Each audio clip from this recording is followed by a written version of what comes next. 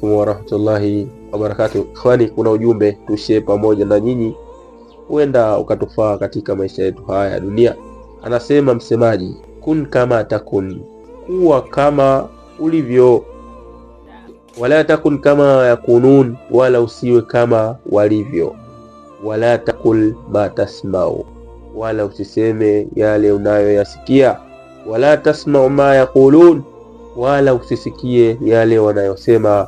Wakama ulita bakian, kama wewe umezaliwa ukiwa unalia.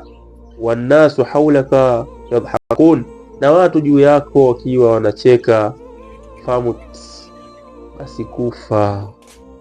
Dhahikan, ukiwa ni mwenye kucheka. Wannasu haulaka yabikun, wakiwa watu juu yako wanalia.